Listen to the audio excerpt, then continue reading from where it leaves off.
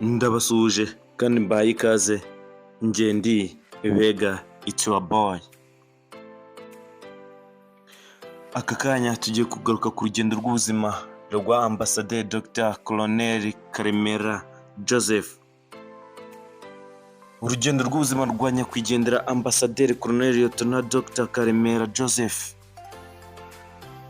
Amakuru y'urupfu rwa Ambasaderi Colonel Lieutenant Dr. Joseph Karemera yamenyekanye kuwa gatanu w'iki cyumweru cyashize tariki ya 11 Ukwakira 2024. Yari inkuru y'incamugongo ku gihugu, umuryango we ndetse n'umuryango mugari w'inkumi n'abasore bafatanyije mu rugamba rwo kubohora igihugu. Nyakwigendera yashakanye na Anne n'Umutari mu mwaka w'1987. Asize umugore we n'abana 7, abahungu 4 n'abakobwa 3 n'abuzukuru 4. Colonel Lieutenant Kamili Sadiki Kalenga ukurikirana bwa kabiri nyakwigendera Ambasaderi Colonel Lieutenant Dr. Karemera Joseph yagarutse ku buzima bwa nyakwigendera.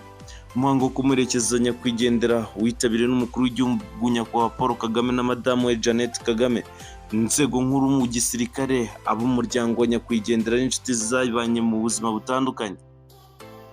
Wabereye mu ngoro n'inteko nshinga amategeko mu Kimihurura mu masaha y'igitondo cyo kuri uwa gatatu tariki ya 16 Ukwakira 2024. Dr. Karemera atabarutse afite imyaka 70. Yabonye izuba tariki ya 20 Gicurasi mu mwaka w'1954. Yavukiye ahitwa Mukarange mu karere ka Kayonza mu ntara y'Iburasirazuba. Yavutse mu muryango w'abana 6, ubu hasigaye abavandimwe 2. Se ubabyara yitwaga Benbas Kayihara, naho mama we yitwaga Bertanye Nyirashaza. Mu mwaka w'1932 umuryango wa nyakwigendera wahungiye Uganda mu nkambi ya Nakivale, ari naho Ambasaderi Colonel Lieutenant Dr. Karemera yigiye ku ishuri ribanza rya Gashorwa Primary School. Nyuma yakomeje muri Tunga High School, icyiciro cya kabiri cy'amashuri yisumbuye gikomeza muri Kololo Secondary School. Yagize ati, icyo gihe yigaga ubugenge, ubutabire n'ibinyabuzima, PCB, Physics, Chemistry and Biology. Amaze gutsinda yakomeje kaminuza ya Makerere aho yize ibijyanye n'ubuvuzi. Arangije kwiga mu mwaka w'1980 yahise ajya muri Kenya aho yakoze mu bitaro bitandukanye kugeza mu 1986. Muri uyu mwaka yasubiye Uganda yinjira mu gisirikare cya Uganda National Resistance Army. Icyo gihe yari yaratangiye kwiga icyiciro cya 3 cya kaminuza mu bijyanye n'ubuganga, ariko kubera gahunda zariho zo kubohora igihugu kandi zamurebaga yahisemo kwinjira igisirikare. Ati, muri Uganda ari umusirikare yakoze mu buganga bwa gisirikare muri diviziyo ya 5 n'iya 3. Icyo gihe yari mu ntara y'Iburasirazuba. Yakoze muri Uganda icyo gihe kugeza tariki ya 1 Ukwakira mu mwaka w'1990, ajyana n'abandi basore mu rugamba rwo kubohora u Rwanda. Icyo gihe kandi yari afite ipeti rya kapiteni mu gisirikare. Colonel Lieutenant Karege avuga mu gihe cy'urugamba rwo kubohora igihugu, nyakwigendera Dr. Karemera yari mu bayobozi bakuru b'ibikorwa by'ubuvuzi muri RPBA, RPF, RPA bimaze gufata leta no guhagarika jenoside yakorewe Abatutsi. Dr. Karemera yakoze imirimo itandukanye irimo kuba Minisitiri w'Ubuzima, Minisitiri w'Uburezi, aza no kuba Ambasaderi w'u Rwanda muri Afurika y'Epfo. Yabaye umusenateri mu nteko nshinga y'amategeko.